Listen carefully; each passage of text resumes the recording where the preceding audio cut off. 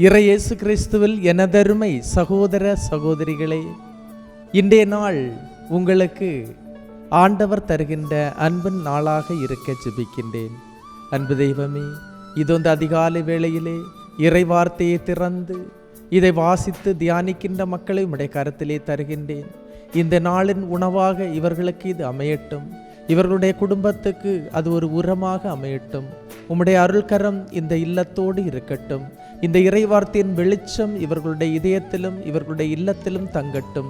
இவர்களுடைய பிள்ளைகளிலும் தலைமுறையிலும் தங்க இந்த நேரத்திலே உம்முடைய அருளையும் ஆசிரியும் இவர்களுக்கு தாரும். ஆமென்.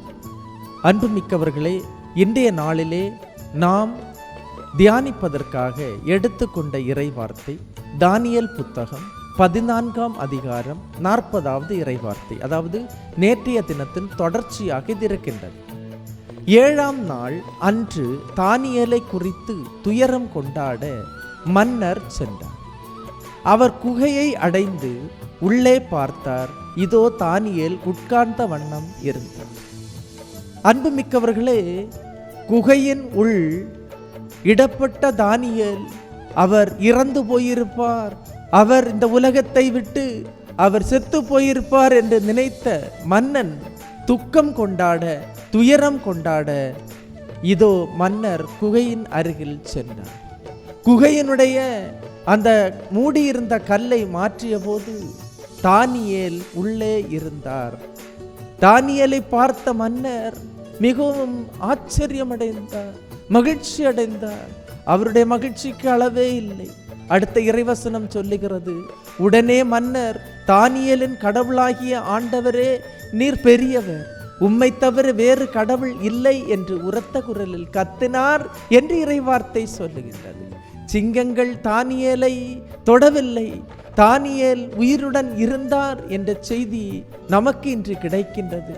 உடனே அக்களித்த அந்த மன்னர் கடவுளை போற்றி புகழ்ந்தார். அன்புமிக்கவர்களே, என்னை கடவுள் தினமும் அதிசயமாய் நடத்தும் போது கடவுளை அறியாத மக்களும் கடவுளை என் மூலமாக அறிந்து கொள்ள வேண்டும். ஏனென்றால் என்னை காக்கின்ற கடவுள், என்னை நடத்துகின்ற கடவுள் அதிசயமாய் என்னை பாதுகாக்கின்றார் என்பதை அறிகின்ற மற்றவர்களும் கடவுள்பால் திரும்ப இன்று நாம் உறுதியேற்போம். இறுதியாக அந்த இறைவார்த்தை சொல்லுகிறது, பின் அரசர் தானியேலை வெளியே தூக்கிவிட்டார். அன்புமிக்கவர்களே, அரசன் தானியேலை தூக்கிவிட்டார். அழிவின் குழியினின்றும் சதுப்பு நில சேற்றின் நின்றும் ஆண்டவர் என்னை தூக்கி விடுகின்றார் என்று திருப்பாடல் சொல்லுகின்றது. இன்று நம்மையும் தூக்கி விடுகின்றார். பயம் வேண்டாம், தைரியத்தோடு இருப்போம். நம்மை தூக்கி விடுகின்ற கடவுள் நம்மோடு இருக்கிறார். எல்லாம் வல்ல இறைவன், தந்தை, மகன், தூய ஆவியார் உங்களையும் உங்கள் குடும்பத்தையும் நிறைவாய் ஆசீர்வதிப்பாராக. ஆமீன்.